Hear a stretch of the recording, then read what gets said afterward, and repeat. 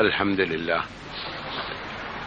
نحمده ونستعينه ونستغفره ونتوكل عليه وصلى الله على محمد وآله وأصحابه الفائزين برضا الله أما بعد أعوذ بالله من الشيطان الرجيم بسم الله الرحمن الرحيم وأقم وجهك للدين حنيفا فطرة الله التي فطر الناس عليها لا تبديل لخلق الله ذلك الدين القيم ولكن أكثر الناس لا يعلمون. ഇസ്ലാമിനോട് എങ്ങനെ ആഭിമുഖ്യം പുലർത്തണം എന്നതിനൊരു കൃത്യമായ മാർഗരേഖ വരച്ചു തന്നിട്ടുണ്ട്. വഅഖിം വജ്ഹക ലിദ്ദീനി, നീ മതത്തോട് ആഭിമുഖ്യം പുലർത്തുക. ഹനീഫൻ, നേർക്കുനേരെ, വക്രതയില്ലാതെ, ഋജുവായ മാർഗേണ. അതിന്റെ വിശദീകരണം ഋജു മാർഗേണ എന്ന് പറഞ്ഞാൽ ഫിത്രത്തുല്ലാഹില്ലത്തി ഫത്തറന്നാസ അലൈഹ, അള്ളാഹു മനുഷ്യനെ ഏതൊരു പ്രകൃതിയിലാണോ സൃഷ്ടിച്ചിരിക്കുന്നത് ആ പ്രകൃതിയോട് താതാത്മ്യപ്പെട്ടുകൊണ്ട് യോജിച്ചുകൊണ്ട് തന്നെ. ലാ തബ്ദീല ലി ഖൽഖില്ല, അള്ളാഹുവിന്റെ സൃഷ്ടിപ്പിന് മാറ്റം വരുത്തുക എന്ന പ്രശ്നമേയില്ല. ദാലിക ദീനുൽ ഖയ്യിം, അതേ നിലനിൽക്കുന്ന മതമാവുള്ളൂ. വലക്കിൻ അക്സറൻ നാസി ലാ യഅലമൂൻ, പക്ഷെ മനുഷ്യരിൽ അധിക പേരും ഇക്കാര്യം മനസ്സിലാക്കിയിട്ടില്ല. മനുഷ്യൻ മതത്തോട് ആഭിമുഖ്യം പുലർത്തേണ്ടത് മനുഷ്യനെ പടച്ചവൻ എങ്ങനെ സൃഷ്ടിച്ചുവോ ആ പ്രകൃതിയോട് താതാത്മ്യപ്പെട്ടുകൊണ്ട് തന്നെയാണ്. സൃഷ്ടിപ്പിന് മാറ്റം വരുത്തുക എന്ന പ്രശ്നമേയില്ല. അപ്പോ ഇസ്ലാം മനുഷ്യപ്രകൃതിയോട് യോജിച്ചുകൊണ്ടുള്ള മതമാണ്. മനുഷ്യപ്രകൃതിക്ക് മാറ്റം വരുത്തുന്ന പ്രശ്നമേ ഇസ്ലാമിലില്ല. വളരെ ചുരുക്കി പറഞ്ഞാൽ അത് ഇങ്ങനെയൊക്കെ നമുക്ക് വിശദീകരിക്കാം. ഒന്നിങ്ങനെ ചിന്തിച്ചോളൂ. പടച്ചവൻ കുറെ കാര്യങ്ങൾ നിരോധിച്ചിട്ടുണ്ട്, ഇസ്ലാമിൽ ഹറാമാക്കിയിട്ടുണ്ട്. ഇതിലേതെങ്കിലും ഒന്നിനെപ്പറ്റി ബുദ്ധിയുള്ള ലോകം, മനുഷ്യലോകം പറഞ്ഞിട്ടുണ്ടോ അത് മോശമായിപ്പോയി? പടച്ചവൻ അത് നിരോധിച്ചത് മോശമായിപ്പോയി, അത് നിരോധിക്കാൻ പാടില്ലായിരുന്നു എന്ന് ഏതെങ്കിലും മതം നിരോധിച്ച ഒരു കാര്യത്തെപ്പറ്റി പറഞ്ഞിട്ടുണ്ടോ? ഇല്ല. മതം നിരോധിച്ച കാര്യം ബുദ്ധി തന്നെ അംഗീകരിക്കുന്നത് അത് നിരോധിക്കേണ്ടത് തന്നെ, അത് ചീത്തയാണ്. അതുപോലെ മതം ചെയ്യണമെന്ന് കൽപ്പിച്ച ഒരു കാര്യമുണ്ടല്ലോ, നിർബന്ധമായി ചെയ്യണമെന്ന് പറഞ്ഞ കാര്യം. ഈ പറഞ്ഞ കാര്യത്തെപ്പറ്റി ഏതെങ്കിലും ഒരു ബുദ്ധിയുള്ള മനുഷ്യൻ പറഞ്ഞിട്ടുണ്ടോ അത് പടച്ചവൻ കൽപ്പിക്കാൻ പാടില്ലായിരുന്നു, നിർബന്ധമാക്കരുതായിരുന്നു, ചെയ്യാനായി നിർദ്ദേശിക്കരുതായിരുന്നു, മോശമായിപ്പോയി? ഇല്ല. ബുദ്ധിയുള്ള മനുഷ്യന്മാരൊക്കെ അംഗീകരിക്കുന്നു അത് നിർബന്ധം തന്നെയാണ്. അപ്പോ ഇസ്ലാമിൽ ചെയ്യാൻ പറഞ്ഞതും നിരോധിച്ചതുമായ കാര്യങ്ങൾ ബുദ്ധി അങ്ങനെ തന്നെ അംഗീകരിക്കുന്നു എന്നാണ് ഞാൻ പറഞ്ഞതിന്റെ അർത്ഥം. 100% അംഗീകരിക്കുന്നു. അതുകൊണ്ട് തന്നെ പ്രകൃതി മാർഗമാണ് ഇസ്ലാം സ്വീകരിച്ചിരിക്കുന്നത് എന്ന് വളരെ പെട്ടെന്ന് മനസ്സിലാക്കാൻ കഴിയും. അടുത്തൊരു ചിന്ത ഇങ്ങനെ ഞാൻ തുടങ്ങട്ടെ, ഇതുമായി ബന്ധപ്പെടുത്താമോ എന്ന് നിങ്ങൾ ചിന്തിച്ചു നോക്കിക്കോളൂ. മതം എന്ന് പറഞ്ഞതിന്റെ ആകത്തുക എന്താണ്? മതം ആകത്തുക അതെന്താ? അത് മനുഷ്യ ശരീരത്തിലെ പ്രവർത്തനങ്ങൾ ഐച്ഛികം എന്നും അനൈച്ഛികമെന്നും രണ്ടായി വേർതിരിക്കാം. ഒന്ന്, മനുഷ്യന്റെ ഇഷ്ടത്തിനൊത്ത് സ്വതന്ത്രതയോടെ മനുഷ്യൻ പ്രവർത്തിക്കുന്നത്. പിന്നെ മനുഷ്യന്റെ ഇഷ്ടത്തിനൊത്തല്ലാതെ ഓട്ടോമാറ്റിക്കലി പ്രവർത്തിച്ചുകൊണ്ടിരിക്കുന്നത്. ഞാൻ രണ്ടെണ്ണ മനുഷ്യ ശരീരത്തിലെ പ്രവർത്തനം. ഉദാഹരണം, മനുഷ്യന്റെ തലച്ചോറ് പ്രവർത്തിക്കുന്നു, മനുഷ്യന്റെ ഇഷ്ടത്തിനൊത്ത അല്ല. ലങ്സ് പ്രവർത്തിക്കുന്നു, ശ്വാസകോശം മനുഷ്യന്റെ ഇഷ്ടത്തിനൊത്ത അല്ല. ഹാർട്ട് പ്രവർത്തിക്കുന്നു. മനുഷ്യന്റെ ഇഷ്ടത്തിനൊത്ത അല്ല. മനുഷ്യന്റെ ദഹനേന്ദ്രിയങ്ങൾ പ്രവർത്തിക്കുന്നു. മനുഷ്യന്റെ ഇഷ്ടത്തിനൊത്ത നിയന്ത്രിക്കാൻ കഴിയോ? ഇല്ല. മനുഷ്യന്റെ കിഡ്നി പ്രവർത്തിക്കുന്നു. മനുഷ്യന്റെ ഇഷ്ടത്തിനൊത്ത അല്ല. മനുഷ്യന്റെ നെർവസ് സിസ്റ്റം പ്രവർത്തിക്കുന്നു. മനുഷ്യന്റെ ഇഷ്ടത്തിനൊത്ത അല്ല. മനുഷ്യന്റെ സെൽ സമൂഹം ഒന്നാകെ പ്രവർത്തിക്കുന്നു. മനുഷ്യന്റെ ഇഷ്ടത്തിനൊത്ത അല്ല. അപ്പോ മനുഷ്യ ശരീരത്തിലെ ഒരുപാട് പ്രവർത്തനം, പ്രധാന ഓർഗണുകളുടെ പ്രവർത്തനം, മനുഷ്യ ശരീരത്തിലെ പ്രധാന ഓർഗണുകൾ, ഒന്ന് തലച്ചോറ്, മറ്റൊന്ന് ദഹനേന്ദ്രിയം, മറ്റൊന്ന് ഹാർട്ട്, മറ്റൊന്ന് ലങ്സ്, മറ്റൊന്ന് കിഡ്നി, മറ്റൊന്ന് സെൽ സമൂഹം ഒന്നാകെ. ഇവ ഒരെണ്ണം പോലും മനുഷ്യന്റെ ഐച്ഛികമല്ല, അവന്റെ ഇഷ്ടത്തിനൊത്തല്ല പ്രവർത്തിക്കുന്നത്. ആരുടെയോ ഇഷ്ടത്തിനൊത്താണ്. അത് ആരുടെ ഇഷ്ടത്തിനൊത്താണ്? അതോ സൃഷ്ടിച്ചവന്റെ ഇഷ്ടത്തിനൊത്ത? സൃഷ്ടിക്കുമ്പോൾ തന്നെ അവയെല്ലാം ഫംഗ്ഷൻ ചെയ്തു വെച്ചിട്ടുണ്ട്. അത് അങ്ങനെ തന്നെ പ്രവർത്തിക്കും. അപ്പൊ നമുക്കത് നിയന്ത്രിക്കാൻ കഴിയൂല, ഒരു വിധത്തിലും മാറ്റാനും കഴിയൂല, തൽക്കാലം നിർത്തിവെക്കാനും കഴിയൂല, കുറക്കാൻ കഴിയില്ല, കൂട്ടാൻ കഴിയില്ല, ഒന്നും ചെയ്യാൻ പറ്റില്ല. അതങ്ങനെ തന്നെ പ്രവർത്തിച്ചുകൊണ്ടിരിക്കും. അപ്പോ പിന്നെ മനുഷ്യൻ ഐച്ഛികമായി പ്രവർത്തിക്കാൻ കഴിയുന്നോ? എന്റെ കൈ ഞാൻ ചലിപ്പിക്കുന്നു, എന്റെ നാവ് ഞാൻ ചലിപ്പിക്കുന്നു, ഞാൻ പറയുന്നു കേട്ടില്ലേ, എന്റെ തല ചലിപ്പിക്കാം, കാലുകൾ ചലിപ്പിക്കാം, അങ്ങനെ കുറെ ഉണ്ട് മനുഷ്യന് ഇഷ്ടത്തിനൊത്ത് പ്രവർത്തിപ്പിക്കാവുന്നത്, അല്ലേ? ഇങ്ങനെ രണ്ടെണ്ണമുണ്ട്. ഇവ തമ്മിലുള്ള അനുപാതം നിങ്ങൾക്കറിയാമോ? ഏകദേശം എത്ര ഉണ്ടാവും എന്ന് പറഞ്ഞാൽ, ഒരു മനുഷ്യൻ അനൈച്ഛികമായി മനുഷ്യ ശരീരത്തിൽ പ്രവർത്തിക്കുന്ന പ്രവർത്തനങ്ങളും മനുഷ്യന്റെ ഇഷ്ടത്തിനൊത്ത് ഐച്ഛികമായി മനുഷ്യൻ ചെയ്യുന്ന പ്രവർത്തനങ്ങളും തമ്മിലുള്ള അനുപാതം എത്രയാണെന്നറിയാമോ? ഏതാണ് കൂടുതലുണ്ടാവുക? കൂടുതലുണ്ടാവുക അനൈച്ഛികമായ പ്രവർത്തനം. എത്ര കൂടുതലുണ്ടാവും? മനുഷ്യന്റെ ഇഷ്ടത്തിനോ അല്ലാതെ ശരീരത്തിൽ നടക്കുന്നതാണ് ഏറ്റവും കൂടുതൽ. എത്ര കൂടുതലുണ്ടാവും? മനുഷ്യന്റെ ഇഷ്ടത്തിനൊത്തുള്ള പ്രവർത്തനം ഒരു 100-1 1% ഉണ്ടാവുമോ? ഉണ്ടാവില്ല.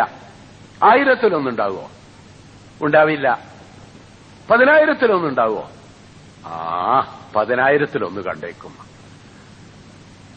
മനുഷ്യന്റെ ശരീരത്തിലെ എല്ലാത്തരം പ്രവർത്തനങ്ങളെയും വിലയിരുത്തി പഠിച്ച് മനസ്സിലാക്കിയ ശേഷം, അനാട്ടമിയും ഫിസിയോളജിയും ശരീരശാസ്ത്രത്തിന്റെ പ്രധാന ഭാഗം അതാണല്ലോ, ഇത് രണ്ടും പഠിച്ച് വേണ്ടുവോളം പഠിച്ച് നിരീക്ഷണം നടത്തി അവസാനമായി റിമാർക്ക് എഴുതിയിട്ടുണ്ട്. മനുഷ്യ ശരീരത്തിലെ ഐച്ഛിക പ്രവർത്തനങ്ങൾ 10,000-1 ബാക്കിയൊക്കെ അനൈച്ഛിക പ്രവർത്തനം. ശരി, അടുത്ത ഒരു സംശയം അല്ലെങ്കിൽ ഒരു ചോദ്യം നിങ്ങളുടെ മുമ്പിൽ ഉന്നയിക്കുന്നു. മനുഷ്യ ശരീരത്തിലെ 10,000-1 ബാക്കി പ്രവർത്തനമെല്ലാം മനുഷ്യന്റെ ഇഷ്ടത്തിനൊത്തല്ല, വേറെ ഒരു സൃഷ്ടാവിന്റെ ഇഷ്ടത്തിനൊത്ത. അവൻ എങ്ങനെ ഫംഗ്ഷൻ ചെയ്തു വെച്ചുവോ, ഒരു ഫംഗ്ഷൻ ചെയ്തു വെച്ച കമ്പ്യൂട്ടർ പ്രവർത്തിക്കുന്ന മാതിരി അങ്ങനെ പ്രവർത്തിച്ചുകൊണ്ടേയിരിക്കുന്നു. ശരി, അപ്പോൾ പിന്നെ ഈ 10,000-1 നമുക്ക് നിയന്ത്രിക്കാവുന്നതാണ്. ആ നിയന്ത്രിക്കാവുന്ന 10,000-1 ഈ കഴിച്ച് 9,999 ആരുടെ ഇഷ്ടത്തിന് പ്രവർത്തിക്കുന്നുവോ അവന്റെ ഇഷ്ടത്തിനൊത്താക്കണമോ ഈ 10,000-1? ഏതാണ് ബുദ്ധി? 9,999 പടച്ചവന്റെ ഇഷ്ടത്തിനൊത്ത് നടത്തും. അതിൽ ഒരെണ്ണം നമുക്കുണ്ട്, 10,000-1 നമ്മുടെ ഇഷ്ടത്തിന് പ്രവർത്തിക്കും. അത് അവന്റെ ഇഷ്ടത്തിനൊത്താക്കണമോ? ശരീരത്തിലെ ഈ പ്രവർത്തനങ്ങളെ 10,000-1 ബാക്കിയൊക്കെ നടക്കുന്നത് ആരുടെ ഇഷ്ടത്തിനൊത്താണോ അവന്റെ ഇഷ്ടത്തിനൊത്താക്കണമോ ഈ 10,000-1 വേണം, അല്ലേ? അതാണ് മതം എന്ന് പറയുന്നത്. മതത്തിൽ ഇന്നതൊക്കെ ചെയ്യണം ചെയ്യണ്ട എന്ന് പറഞ്ഞത് മനുഷ്യന്റെ ഐച്ഛിക പ്രവർത്തനങ്ങളെ മാത്രം ബാധിക്കുന്നു, വേറെ ഒന്നിനെയും ബാധിക്കുന്നില്ല. ഇസ്ലാം എവിടെയെങ്കിലും നിങ്ങൾ ശ്വാസം കഴിക്കുന്ന മിനിറ്റിൽ ഇത്ര എണ്ണാക്കണമെന്ന് പറഞ്ഞിട്ടുണ്ടോ? പൾസ് ഇത്രേ പാടുള്ളൂ എന്ന് പറഞ്ഞിട്ടുണ്ടോ? തലച്ചോറ് ഇന്ന നേരത്തെ പ്രവർത്തിക്കാവൂന്ന് പറഞ്ഞിട്ടുണ്ടോ? എന്തെങ്കിലും ഇല്ല. മനുഷ്യന്റെ സ്വാതന്ത്ര്യം നൽകിയ ഐച്ഛിക പ്രവർത്തനങ്ങളിൽ മാത്രം മതനിർദ്ദേശങ്ങൾ വരുന്നു. ഇന്നത് ചെയ്യണം, ഇന്നത് ചെയ്യരുത്, ഇന്നത് ചെയ്താൽ നന്ന്, ഇന്നത് ഉപേക്ഷിച്ചാൽ നന്ന് എന്നുള്ള ഫർള്, ഹറാമ്, സുന്നത്ത്, കറാഹത്ത് എന്നീ നിയമങ്ങളൊക്കെ അല്ലെ ചെയ്യാം, അനുവദനീയമാണ്, മുബാഹ്. ഈ നിയമങ്ങളെല്ലാം വരുന്നത് മനുഷ്യന്റെ ഐച്ഛിക പ്രവർത്തനങ്ങളെ മാത്രം നിയന്ത്രിക്കാനാണ്. അപ്പോൾ മതം ആ രംഗത്ത് മാത്രം നിലകൊള്ളുന്നു. ഇനി നിങ്ങൾ ചിന്തിച്ചോളൂ, ഒരു മനുഷ്യബുദ്ധി ഇക്കാണുന്ന ശരീരത്തിന്റെ പ്രകൃത്യാ പ്രവർത്തനം നമ്മുടെ നിയന്ത്രണത്തിനുള്ളതല്ലാത്ത പ്രവർത്തനം 9999 നടക്കുമ്പോൾ 10,001 ഈ പ്രവർത്തനം, ഈ 10,001 പ്രവർത്തനം ആ അനൈച്ഛിക പ്രവർത്തനമായ 10,000 ബാക്കിയുള്ളത് ആരുടെ ഇഷ്ടത്തിനൊത്ത്, എന്തിന്റെ ഇഷ്ടത്തിനൊത്ത് ഏതൊരു ചാനലിൽ പ്രവർത്തിക്കുന്നുവോ ആ ചാനലിൽ തന്നെ ആക്കി തീർക്കണം എന്നല്ലേ മതം പറയുന്നത്? ബുദ്ധിയല്ലേ അത്? പ്രകൃതിയല്ലേ? അതേയുള്ളൂ മതത്തിന്റെ ആകത്തുക.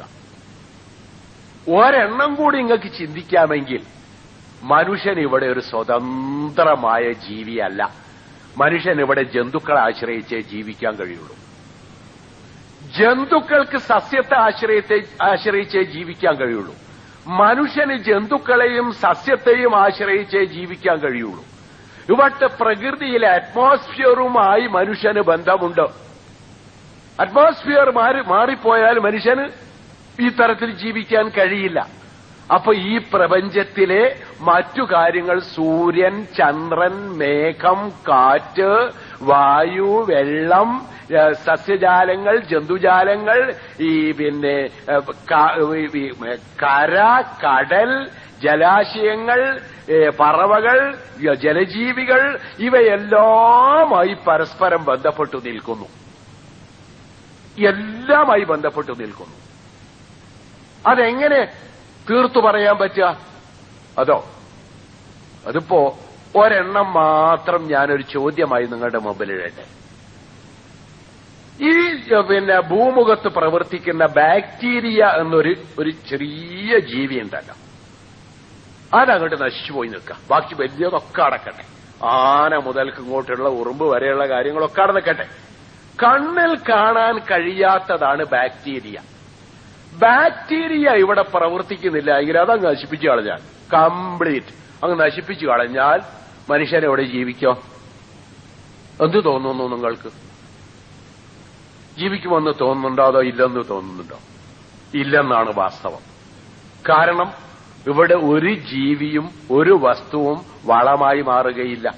ഒരില ചീഞ്ഞു പോവില്ല, ഒരു ജീവി ചീഞ്ഞു പോവില്ല, ഒരു ഭക്ഷണത്തിന്റെ അംശം ചീഞ്ഞ് വളമാവില്ല. അങ്ങനെ യാതൊന്നും വളമായി മാറില്ല. അതുകൊണ്ട് തന്നെ നാളത്തേക്ക് കായും ഉണ്ടാവില്ല. ഇത് വളമായി മാറിയിട്ട് വേണ്ടേ നാളത്തേക്ക് കായ് ഉണ്ടാവുക? ഉണ്ടാവില്ല. പിന്നെ മനുഷ്യൻ എന്തു തിന്നും?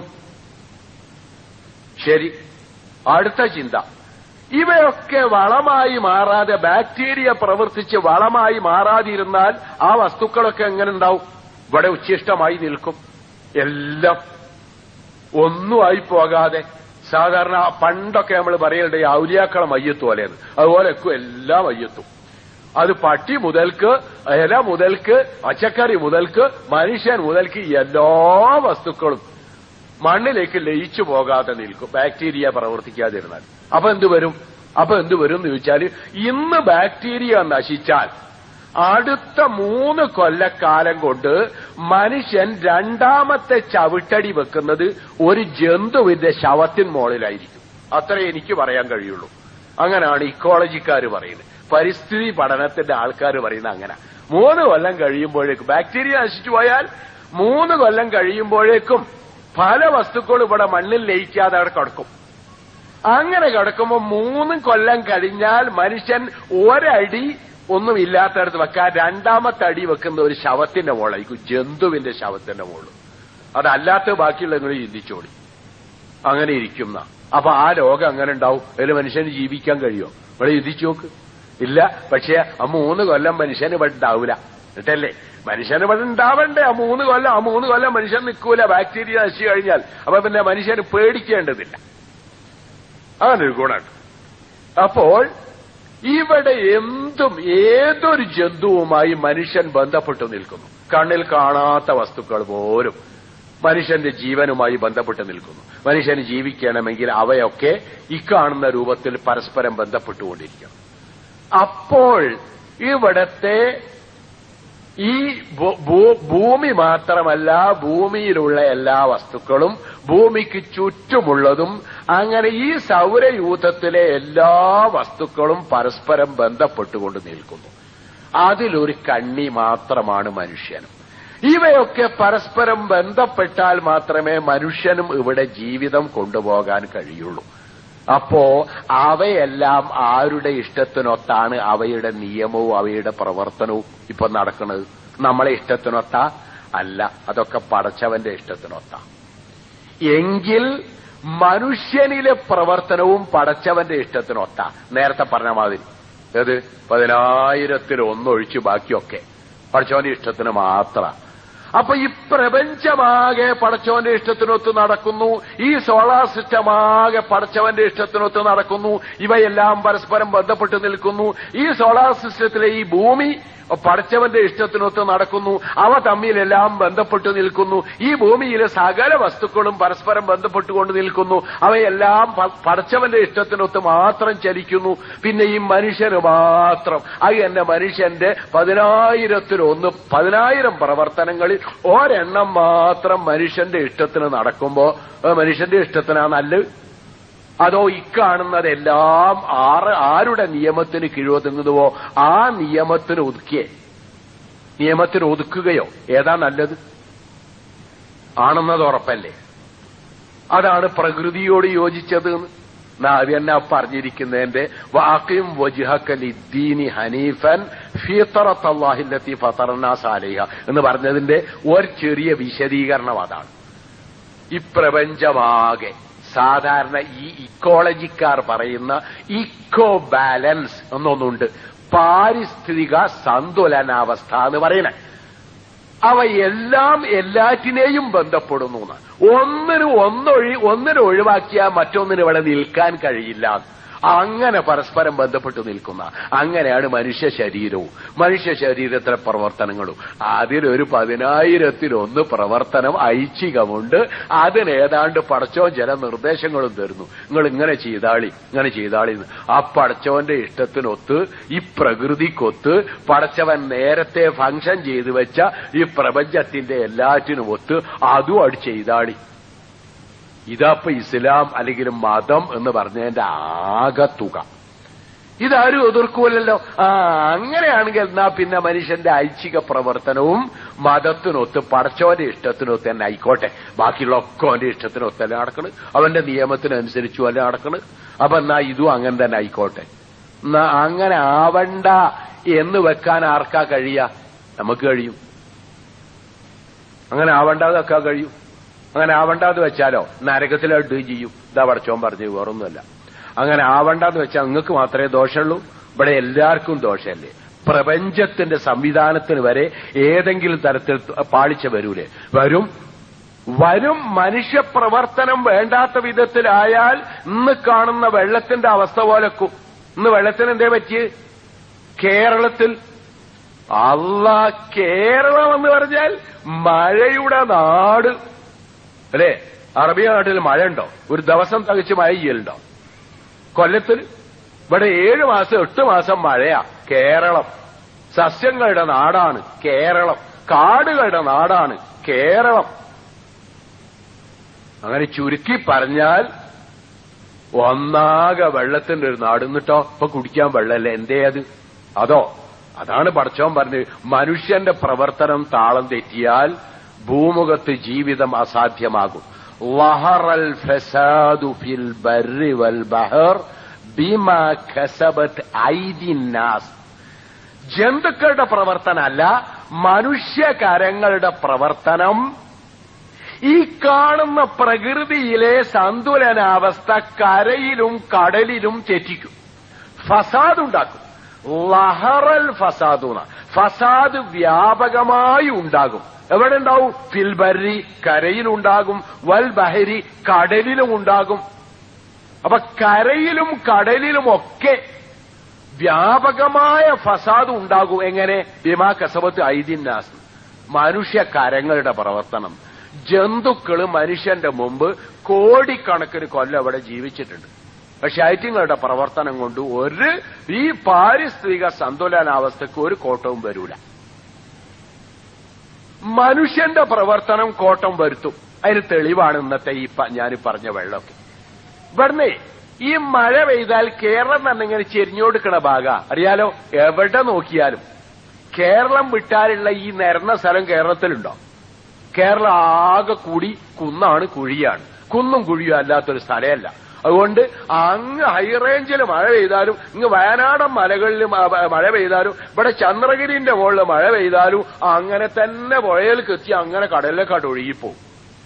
ആ ഒഴുകിപ്പോകുന്നത് തടഞ്ഞു വെക്കാൻ എന്തൊക്കെ വേണമെന്നറിയോ? കുറച്ച് പാടം വേണം, കുറച്ച് കുളം വേണം, കുറച്ച് ചതുപ്പ് വേണം, കുറച്ച് കാട് വേണം. അക്കാട് ഒഴിവാക്കി നമ്മള് കുളം തൂർത്ത് ബിൽഡിംഗ് ആക്കി, പാടം തൂർത്ത് തെങ്ങ് വെച്ച്, പിന്നെ ചതുപ്പ് ഒഴിവാക്കി അവിടെ ഫാക്ടറി ആക്കി, കാട് ഒഴിവാക്കി. അത് നമ്മൾ എന്താണ് ചൂഷണം, അങ്ങനെ തോന്നില്ലേ? സുന്ദരമായ ഒരു പദം. പ്രകൃതിയെ ചൂഷണം ചെയ്യുക. അത് ചൂഷണം ചെയ്തു, ശരിയായ ചൂഷണം തന്നെ ആയി. അങ്ങനെ എന്തായി എന്ന് ചോദിച്ചാൽ വെള്ളമില്ലാണ്ടായി. വെള്ളത്തിന്റെ സ്രോതസ്സുകൾ മുഴുവനും നശിപ്പിച്ചു. അല്ലെ? അഖ്റജ മിൻഹ മാഅഹ വമറാഹ. നിങ്ങൾ ചിന്തിച്ചിരുന്ന എപ്പോഴെങ്കിലും ഭൂമിയിൽ നിന്ന് മാവും മറയും പുറത്തേക്കെടുത്തു? വെള്ളത്തിന് 3 തലങ്ങളുണ്ട്. ഒന്ന് ആകാശത്ത് നിന്ന് പെയ്യുന്ന മഴ, അത് മുകളിൽ കെട്ടി നിൽക്കുന്ന വെള്ളം, ചതുപ്പ്, കുളം, അങ്ങനെ മുകളിൽ കെട്ടി നിൽക്കുന്നത്. ഇനി ഈ ഗ്രൗണ്ട് വാട്ടർ എന്നറിയപ്പെടുന്ന ഉറവിന്റെ സ്ഥലങ്ങൾ എന്ന് പറഞ്ഞാൽ നമ്മൾ കിണറോ കുഴിക്കുന്നില്ലേ, കുഴിച്ച കിണർ ആയിന്നൊക്കെ വെള്ളം കിട്ടല്ലേ, അത് ഉറവിന്റെ തലം, അത് ഗ്രൗണ്ട് വാട്ടർ. ഇനി അണ്ടർഗ്രൗണ്ട് വാട്ടർ എന്നൊരെണ്ണം ഉണ്ട്. അതിനെപ്പറ്റി നമുക്ക് വലിയ പിടുത്തല്ല. അത് മഴയിൽ നിന്നുണ്ടായതാണോ? അണ്ടർഗ്രൗണ്ട് വാട്ടറും ഗ്രൗണ്ട് വാട്ടറും തമ്മിൽ എന്ത് ബന്ധമുണ്ടോ? ഇതിനെപ്പറ്റിയൊന്നും വളരെ വ്യക്തമായ അറിവ് ഏതായിരുന്നാലും ഇന്നില്ല. പോകട്ടെ, അറിഞ്ഞു വരുന്നേയുള്ളൂ. അപ്പൊ നമുക്ക് വെള്ളം കിട്ടാനുള്ള സോഴ്സ് ഒന്ന് മുകളിൽ കാണുന്ന ചതുപ്പ്, പാടം, കുളം, ഈ ചളിപ്രദേശങ്ങൾ, ഇങ്ങനെയുള്ള മുകളിലുള്ള സോഴ്സ്. മറ്റൊന്ന് കിണർ കുഴിച്ചാൽ കിട്ടുന്ന ഗ്രൗണ്ട് വാട്ടർ സോഴ്സ്. ഇത് മാത്രമേ നമുക്ക് വെള്ളം കിട്ടാനുള്ള വഴി. ഈ വഴി രണ്ടും തടസ്സപ്പെട്ടു. ഒന്ന്, ഈ ഗ്രൗണ്ട് വാട്ടർ സോഴ്സിലേക്ക് വെള്ളം ഇറങ്ങണമെങ്കിൽ വെള്ളം ഒരിടത്ത് നിൽക്കണം, കെട്ടി നിൽക്കണം. അതിലിവിടെ മഴ പെയ്താലേ കേരളം ചെരിഞ്ഞ ഭാഗമായതുകൊണ്ട് നേരെ കടലിലും എത്തും 2 ദിവസം കൊണ്ട്. എവിടുന്ന് പെയ്താലും 2 ദിവസം കൊണ്ട് കടലിലെത്തും. 2 ദിവസം കൊണ്ട് കടലിലെത്താത്ത സ്ഥലമല്ല. അപ്പൊ കെട്ടി നിൽക്കാനുള്ള സ്ഥലങ്ങൾ ഉണ്ടാവണം. അതാണ് വാസ്തവത്തിൽ ഗ്രൗണ്ട് വാട്ടറിന്റെ കണ്ണുകൾ. കണ്ണ് എന്ന് നമ്മൾ പറയാ എന്ന് പറഞ്ഞാൽ ഇവിടെ കാണുന്ന ഈ ചതുപ്പും ഈ ചളിപ്രദേശവും ആ കാണുന്ന ഈ പാടത്ത് വെള്ളം കെട്ടി നിൽക്കുന്ന ഏരിയയും അങ്ങനെ പറയണ്ടല്ലോ. വൃത്തികെട്ടതായി നമുക്ക് തോന്നണേ. ഈ ചീത്ത വെള്ളം തോന്നണേ, കുടിക്കാനൊന്നും ഉപകരിക്കാത്ത ചളി, ചതുപ്പ്, അങ്ങനെ കണ്ടാൽ തന്നെ മോശമായി തോന്നുന്ന. പക്ഷെ അതൊക്കെയാണ് ഗ്രൗണ്ട് വാട്ടറിനെ ഉണ്ടാക്കുന്ന സോഴ്സുകൾ. അതിലൂടെ ഇറങ്ങിച്ചെന്നിട്ട് വേണം ഗ്രൗണ്ട് വാട്ടർ ഉണ്ടാവാൻ. അതൊക്കെ അവിടെ നികത്തിയാൽ പിന്നെ വേറെ കുയ്യ ഒഴിച്ചെടുത്താൽ അത് ഗ്രൗണ്ട് വാട്ടറിന്റെ സോഴ്സുകളിലേക്ക് എത്തൂല, അത് കണ്ണാവില്ല. പിന്നെ കാടൊക്കെ മുറിച്ച് ഒഴിവാക്കിയിട്ട് അക്കേഷ്യ വെച്ച് പിടിപ്പിച്ചാൽ കാടാവൂലല്ലോ. ആവോ? 36,000 ഏക്കർ യൂക്കാലി വെച്ച് പിടിപ്പിച്ചിട്ടുണ്ട് നിലമ്പൂരില്. പിന്നെ അതിന്റെ ഇരട്ടി തേക്കും. അത് കാടാവോ? കാടാവൂല. മരക്കൂട്ടം കാടാവാറില്ല, അത് മരക്കൂട്ടമേ ആവുള്ളൂ. ഒരു തമാശ തോന്നുക കേട്ടാലില്ലേ.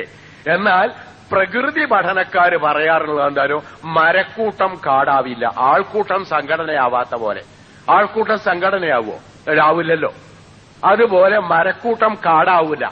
കാടെന്ന് പറഞ്ഞത് വേറെയാ, അത് വേറെ ഒരു വസ്തുവാണ്. അത് ഉള്ള കാട് നശിപ്പിച്ച് വേറെ ഇവിടെ വെച്ച് പിടിപ്പിച്ചു കൊടുത്താൽ അത് കാടാവൂല, കാടിന്റെ ഗുണവും ചെയ്യൂല.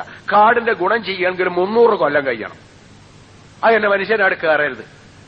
മനുഷ്യനങ്ങോട്ട് ഉപയോഗപ്പെടുത്താതെ, അങ്ങോട്ട് കയറാതെ, മനുഷ്യന്റെ കാലും കയ്യും അവിടേക്ക് എത്താതെ 300 കൊല്ലം നിൽക്കണം.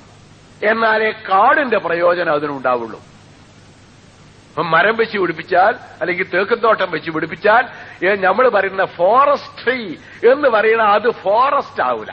ഫോറസ്ട്രി എന്നാൽ ഫോറസ്റ്റ് ഉണ്ടാവില്ല എന്നർത്ഥം. വെറുതെ ഒരു പദപ്രയോഗമാണ്. ഏത് വനവൽക്കരണം എന്നതൊരു വിഡ്ഢിത്തമാണ്. ലോകത്തിൽ വെച്ച് ഏറ്റവും വലിയ വങ്കത്തം. ഒരു 15 മുളക്കമ്പുകൾ വെച്ച് ഒരുമിച്ച് കൂട്ടിയാൽ ഒരു മുളങ്കുണ്ട നിർമ്മിക്കാൻ കഴിയോ? 15,000 മുളങ്കമ്പുകൾ വെച്ച്. അതുപോലെ നേരത്തെ ഉണ്ടായിരുന്ന ചതുപ്പ് മണ്ണിട്ട് നകത്തി എടുത്തിട്ട് അവിടെ ബിൽഡിംഗ് ഉണ്ടാക്കിയാൽ നിങ്ങൾ വേറെ എത്ര കുഴി ഒഴിച്ചിട്ടും കാര്യമല്ല, ആ ഗുണം ചെയ്യില്ല. ഒരു കുളം ഉണ്ടായിരുന്നത് തൂർത്തെടുത്ത് വേറെ നിങ്ങൾ 10 കുഴി ഒഴിച്ചു കൊടുത്തിട്ട് ഒരു കുളത്തിന്റെ ഗുണം ചെയ്യില്ല.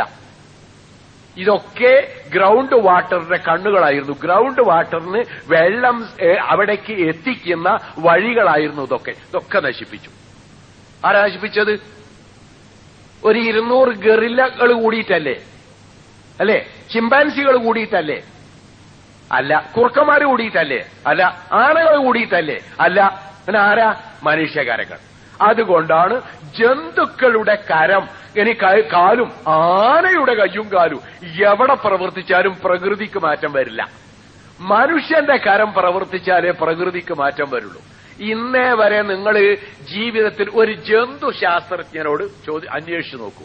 ഇന്നേ വരെ ജന്തുശാസ്ത്രം പഠിച്ച എന്ന് പറഞ്ഞ അനാദികാലം മുതൽക്കുണ്ടല്ലോ, മനുഷ്യനുണ്ടാകുന്നതിന് കോടിക്കണക്കിന് കൊല്ലങ്ങൾക്ക് മുമ്പുണ്ട് ഇവിടെ ജന്തു. ആ ജന്തുജാലങ്ങളിൽ ഏതെങ്കിലും ഒന്ന് വെള്ളം കിട്ടാതെ മരിച്ചുപോയിട്ടുണ്ടോ? വെള്ളം കിട്ടാതെ ചത്തുപോയിട്ടുണ്ടോ? ഭക്ഷണം കിട്ടാതെ നശിച്ചുപോയിട്ടുണ്ടോ? 2 ചോദ്യം. ഒന്ന്, വെള്ളം കിട്ടാതെ നശിച്ചു പോയിട്ടുണ്ടോ? രണ്ടാമത്തെ, പട്ടിണി കൊണ്ട് നശിച്ചു പോയിട്ടുണ്ടോ? പട്ടിണി കൊണ്ട് നശിച്ചിട്ടുണ്ടാവും. എപ്പോന്നറിയോ? മനുഷ്യ കരങ്ങൾ കാട്ടിലേക്കും ഈ ചതുപ്പ് ഏരിയകളിലേക്കും അതുപോലുള്ള വെള്ളക്കെട്ടുകളിലേക്കും കടന്നു ചെന്നു നികത്തി. അതിനാൽ ഭക്ഷണം കിട്ടാതെ നശിച്ചിട്ടുണ്ടാവും. ലക്ഷങ്ങൾ നശിച്ചിട്ടുണ്ടാവും. അതല്ലാതെ മനുഷ്യ പ്രവർത്തനങ്ങൾ ഇല്ലാത്തിടത്തോളം കാലം യാതൊന്നും എവിടെയും നശിച്ചിട്ടില്ല. കടൽ എപ്പോഴെങ്കിലും അതിന്റെ പ്രകൃതിയുടെ താളം തെറ്റിയിട്ടുണ്ടോ? കടലിൽ ആയിരക്കണക്കിന് വോൾക്കനോകൾ ഉണ്ടാകുന്നുണ്ട്. എന്ന് പറഞ്ഞാൽ കടലിൽ എത്രയോ മലനിരകളുണ്ട്. ലോകത്തിൽ വെച്ച് ഏറ്റവും വലിയ മല അറ്റ്ലാന്റിക്കിലുള്ളതാ. എവറസ്റ്റ് ഒന്നും അല്ല, അറ്റ്ലാന്റിക്കിലുള്ള മലയാ ഏറ്റവും വലിയത്. അങ്ങനെ ഒരുപാട് മലനിരകളുണ്ട്. ഈ മലനിരകളിലൊക്കെ എന്താണ് പറയല്? വോൾക്കനോ, അഗ്നിപർവ്വതം പൊട്ടിത്തെറിക്കുന്നു. ലാവകൾ ഒഴുകുന്നു വെള്ളത്തിലേക്ക്. എന്തൊരു ചൂടുണ്ടാവും! വെള്ളം തള്ളച്ച് പറയും. അപ്പൊ ഒന്നാകെ ഒരു കടലൊന്നാകെ ഇരമ്പില്ലേ? ഇരമ്പും. വലിയ കാറ്റടിക്കില്ലേ? അടിക്കും. അപ്പൊ അയൽ പ്രദേശത്തേക്ക് അത് ബാധിക്കില്ലേ? ബാധിക്കും. പക്ഷേ അതുകൊണ്ടെങ്ങാനും കടലിന്റെ താളം തെറ്റിയിട്ടുണ്ടോ ഇന്നേ വരെ? കടലിലെ ജീവജാലങ്ങൾ നശിച്ചു പോയിട്ടുണ്ടോ ഇന്നേ വരെ? അല്ലെ? ഒരു നീലത്തിമിംഗലം 16 ടൺ മത്സ്യം തിന്നും ഒരു ദിവസം. അങ്ങനെ ലക്ഷക്കണക്കിന് നീലത്തിമിംഗലങ്ങൾ പണ്ടുപടെ ഉണ്ടായിരുന്നു. ഐറ്റങ്ങളൊക്കെ തിന്നു തീർത്തിട്ട് ഈ മീനുകൾ നശിച്ചോ? 10-20 ടണ്ണ് മീന് ഒരു ദിവസം തിന്നു തീർത്തിട്ട് അങ്ങനെ ലക്ഷക്കണക്കിന് തിമിംഗലങ്ങൾ, ചെറുതും വലുതുമായി. ഇവറ്റങ്ങളൊക്കെ തിന്ന് നശിപ്പിച്ചിട്ട് ഈ മത്സ്യം എന്തെങ്കിലും നശിച്ചോ? ഇല്ല, അല്ലെ? പക്ഷെ നമ്മൾ പൾസീൻ വലകൾ ഉപയോഗിച്ചപ്പോഴോ മീന് കൂട്ടത്തോടെ നശിച്ചു, അല്ലെ? അവർ ഫെർട്ടിലൈസ് ചെയ്യുന്ന കാലം നോക്കാതെ നമ്മൾ മീൻ പിടിച്ചപ്പോഴോ കൂട്ടത്തോടെ നശിച്ചു, അല്ലെ? ശരിയാ. അന്ന് നമ്മൾ പണ്ടൊരു കാലത്ത് താടി നരച്ച ഈ മനുഷ്യന്മാരോട് ചോദിച്ചു നോക്കി, ചെമ്മീൻ ഇവിടെ മാർക്കറ്റില് 6 ഉറുപ്പ്യക്ക് 3 ഉറുപ്പ്യക്ക് ഒക്കെ ഇങ്ങനെ 100 എണ്ണം 200 എണ്ണം വിറ്റിയിരുന്ന കാലത്ത് നമ്മൾ പറഞ്ഞു ഛർദിക്കും, ഇത് തിന്നാൽ ഛർദിക്കും, ഇത് അങ്ങനെയാണ് ഇത് ഇങ്ങനെയാണ് ഒഴിവാക്കി. ഇപ്പോഴെന്ത് വില എടുക്കണം? അന്ന് അത്ര കൂടുതലുണ്ടായിരുന്നു എന്നർത്ഥം. എന്നിട്ടാ ഛർദിക്കണ, അല്ലാതെ വേറൊന്നുമല്ല. ഇപ്പൊ എന്ത് വില എടുക്കണം? ഇപ്പൊ 90 ഉറുപ്പ്യ, 180 ഉറുപ്പ്യ, ഒരല്പം കൂടി വലിയാനും 350 ഉറുപ്പ്യ, അല്ലെ? അവിടെ എത്തി. എന്തായിരുന്നു നശിവാൻ കാരണം? ഫെർട്ടിലൈസ് ചെയ്യാൻ നമ്മൾ സമ്മതിച്ചില്ല. അവ മുട്ടകൾ വിരിയുന്ന ഒരു കാലഘട്ടല്ലേ? അത് ഇടുന്നയും ആ കാലഘട്ടത്തിലും കൂടെ നമ്മൾ നശിപ്പിച്ചു. അതെന്തേ ഇന്നേ വരെ ഈ തിമിംഗലങ്ങൾ മുഴുവൻ ഉണ്ടായിട്ട്, ഈ കാണുന്ന ഏടികൾ മുഴുവൻ ഉണ്ടായിട്ട്, ഈ കാണുന്ന എല്ലാ വലിയ ജന്തുക്കളും ഉണ്ടായിട്ട്, ഈ ചെറിയ മീനുകളെ ടൺ കണക്കിന് ഓരോന്നും 10ഉം 15ഉം ടൺ തിന്ന് നശിപ്പിച്ചിട്ട് എന്താ ഇതുവരെ നശിക്കാതിരുന്നു? അവ മനുഷ്യകരങ്ങൾ പ്രവർത്തിച്ചപ്പോൾ കടലിലും പാരിസ്ഥിതിക സന്തുലനാവസ്ഥ തെറ്റി, അല്ലേ? ജന്തുജാലങ്ങളുടെ സമഗ്രമായ രൂപത്തിന് താളം തെറ്റി, അല്ലേ?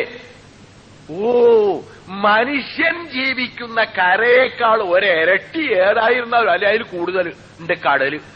എന്നിട്ട് ഇത്രയും ഏറിയ ഈ 32 അല്ലെങ്കിൽ 30% സ്ഥലത്ത് താമസിക്കുന്ന മനുഷ്യൻ അതിനേക്കാൾ ഇരട്ടിയിൽ കൂടുതൽ കടലിലേക്ക് ഇറങ്ങി ഒക്കെ നശിപ്പിച്ചു എന്നോ? എങ്കിൽ മനുഷ്യന് അപാരമായ ശക്തി ഉണ്ടല്ലോ.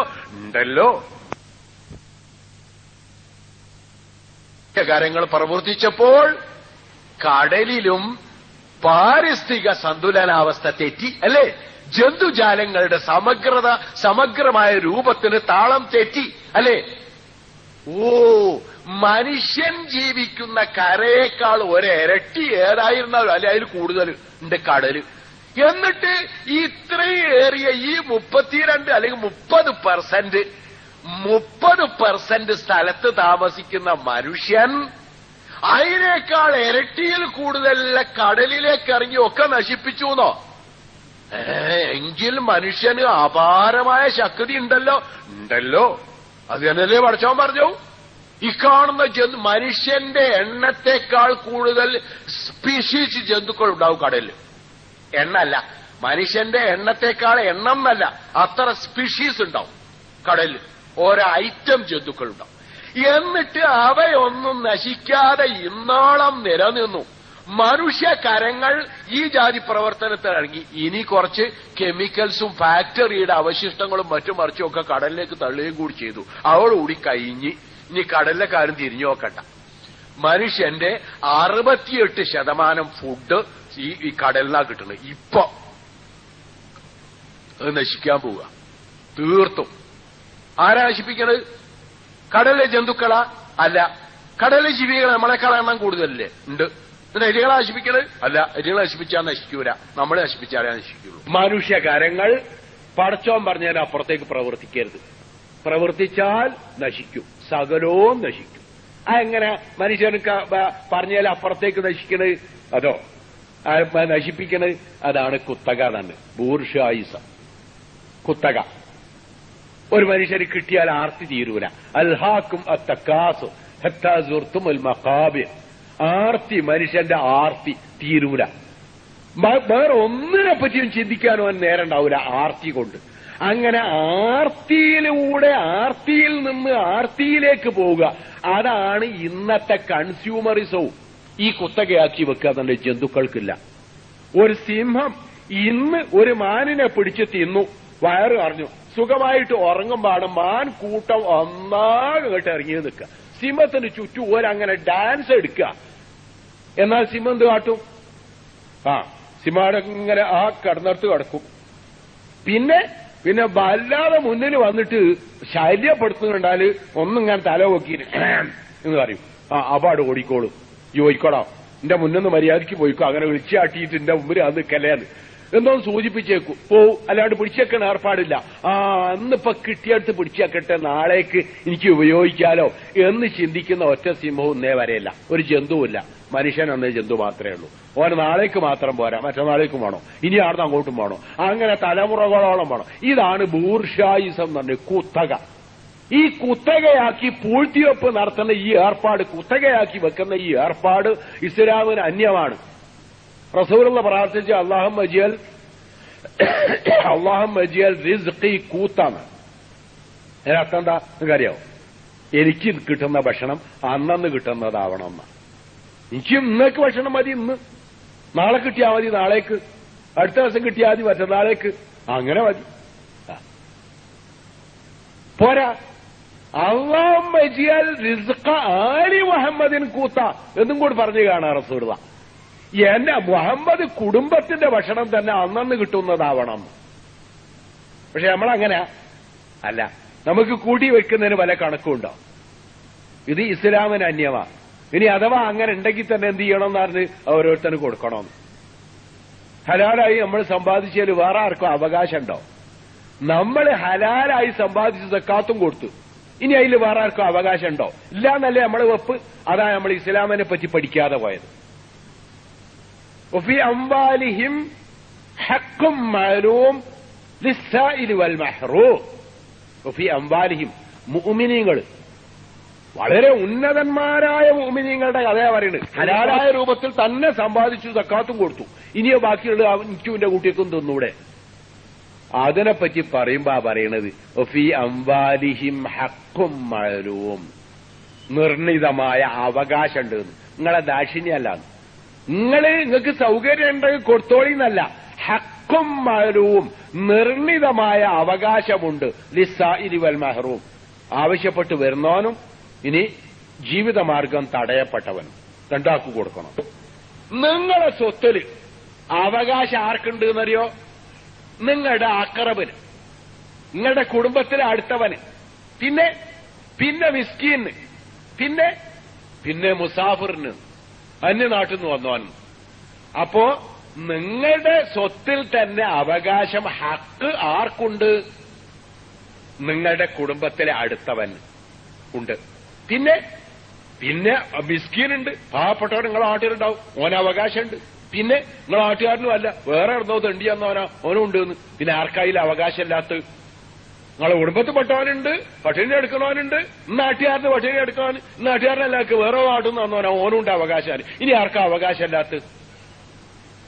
ആ കൂട്ടത്ത് പറഞ്ഞു, ഈ അവകാശമൊക്കെ നിങ്ങൾക്ക് കൊടുക്കാൻ കഴിയുമോ? ബദീർ തബദീറാന്ന്, തൊലക്കണ്ടാന്ന്, തൊലക്കാതിരുന്നാ പറ്റും. തൊലക്കാതിരുന്നാൽ നിങ്ങൾക്ക് ജീവിക്കാൻ കഴിയും. എങ്ങനെ തൊലക്കല്? അതോ 8 ലക്ഷത്തിന്റെ ഒരു വീടുണ്ടാക്കും, ഫിനിഷിംഗ് വർക്കോടുകൂടി എത്ര വരും നിങ്ങൾക്ക്? പ്ലാൻ ചെയ്ത് 8 ഫിനിഷിംഗ് വർക്ക് അടക്കം എത്ര വരും? 16 ലക്ഷം വരും അല്ലേ? അങ്ങനെയല്ലേ സാധാരണ? ഇന്ന് നമ്മൾ വീടുണ്ടാക്കി നോക്കിയാൽ അതിൽ ആവശ്യത്തിന് എത്ര ഉണ്ടാവും?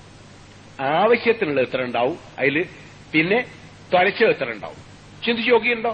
അതിൽ ആവശ്യത്തിനുള്ള 8 ലക്ഷം ഉണ്ടാവുള്ളൂ, തൊലച്ചായിരിക്കും ബാക്കി 8 ലക്ഷം എന്ന് പറഞ്ഞാൽ എന്താണ്? അതങ്ങനെ തന്നെ കിബറ് കാണിക്കാൻ വേണ്ടി തൊലച്ചു. ഫൈൻ ഫിനിഷിംഗ് എന്നാ നമ്മളതിന് പറയല്, ഓമനപ്പേര് ഫൈൻ ഫിനിഷിംഗ് എന്നാ. അതിനു വേണ്ടി ചെലവഴിച്ചു. എത്ര ഒരു പൊരണ്ടാക്കണ സംഖ്യ മുഴുവനും ചെലവഴിച്ചു, നശിപ്പിച്ചു. ഒരു കല്യാണത്തിന് ആവശ്യം എത്രയുള്ളൂ എന്ന് വെച്ചാൽ അതിന്റെ ഏറ്റവും വലിയ രസം, ഒരു കല്യാണത്തിന് ആ കൂടി ഭക്ഷണം കൊടുക്കാൻ റസൂലുള്ള പറഞ്ഞു തന്നെ വലീമത്താ. അത് നമ്മൾ ഇന്ന് വരെ കൊടുത്തു നോക്കിയില്ല. ഉണ്ടോ? ഇവിടെ കണ്ടുണ്ടോ കല്യാണത്തിന് വലീമത്ത് കൊടുക്കാനും സമ്പ്രദായം ഉണ്ടോ നമ്മളെ നാട്ടില്? ഇല്ലാന്ന് എന്റെ അഭിപ്രായം. വലീമത്ത് പറഞ്ഞാല് കല്യാണം വിവാഹം കഴിഞ്ഞിട്ട് അവർ ലൈംഗിക ബന്ധമൊക്കെ നടത്തിയതിന് ശേഷം ആരെങ്കിലും ഓരോ കൂട്ടുകാരെ വിളിച്ചിട്ട് കൊടുക്കുന്ന ഒരു ഏർപ്പാടായി വലീമത്ത് എന്നറിയില്ല. ആരെങ്കിലും കൊടുക്കലുണ്ടോ? പിടിച്ചു വെച്ചാൽ ആർക്കെങ്കിലും 4 കൂട്ടുകാർക്ക് കിട്ടിയെന്ന് വരും. അത് തന്നെ കിട്ടിയാൽ അല്പം ഹോട്ടാണ്, അല്ലാതെ കൂളല്ല കിട്ടല്. അങ്ങനെ ഞാൻ കേട്ട് ഇരിക്കട്ടെ, എനിക്ക് അറിഞ്ഞൂടെ, ഞാൻ വെറുതെ അവധൂതം പറഞ്ഞെന്ന് വേണ്ട. അങ്ങനെ കൂട്ടുകാർ പിടിച്ചു വെച്ചിട്ട് അങ്ങനെ ചിലതാ കിട്ടല്. അല്ലാതെ വലീമത്ത് ആർക്കും കൊടുത്ത് കിട്ടിയില്ല. എന്നാൽ കോടികളോ ലക്ഷങ്ങളോ ചെലവഴിക്കാറുണ്ട് കല്യാണത്തിനോടനുബന്ധിച്ച്. അതെന്താണ്? തൊലക്ക, വെറുതെ തൊലക്ക. അങ്ങനെ തൊലക്കാതിരുന്നാൽ പറഞ്ഞൊക്കെ ചെയ്യാം. തൊലക്കാതിരുന്നാൽ ഈ അവകാശമൊക്കെ കൊടുക്കാൻ കഴിയും. ഒരു മനുഷ്യൻ മരിച്ചാൽ ഇസ്ലാമിന്റെ സിസ്റ്റം ഫോളോ ചെയ്ത് വരികയാണെങ്കിൽ വളരെ ടാറ്റ ഉണ്ടാവില്ല. ബർല, ഗോയങ്കെ, കോത്താരി, മഫത്ലാൽ, ലാൽബായ്, കിർലോസ്കർ ഒന്നും ഉണ്ടാവില്ല. കാരണം അവയൊക്കെ തലമുറകളായി നിലനിന്ന് വരണ. ഇസ്ലാം അങ്ങനെയല്ല. ഇസ്ലാം അത് അന്യമാ. ആ ഏർപ്പാട് ഇസ്ലാമിന് അന്യമാ. ഇസ്ലാമിൽ ഒരൊറ്റ മനുഷ്യൻ മരിച്ചാൽ ഓന്റെ സ്വത്ത് ഒന്നാകെ അടിച്ച് തകർത്ത് കഷ്ണാക്കിയായിട്ട് ഊരിവെക്കും. അതാ ഇസ്ലാമിലെ മീറാസ്, അനന്തര മസാല. അതാ ബാപ്പാന്റെ സ്വത്ത് അടിച്ചൊടച്ച് പൊളിച്ച് കഷ്ണാക്കിയിട്ട് ഒരു 8-1 വെക്ക്, ഒരു 6-1 മറ്റോന്, ഒരു 7-1 ബന്, ഒരു 10-1 മറ്റോന്, മറ്റോനൊക്കെ ഒരു 30 വെച്ചിട്ട് നിങ്ങളെ കൂടി എഴുത്താളി.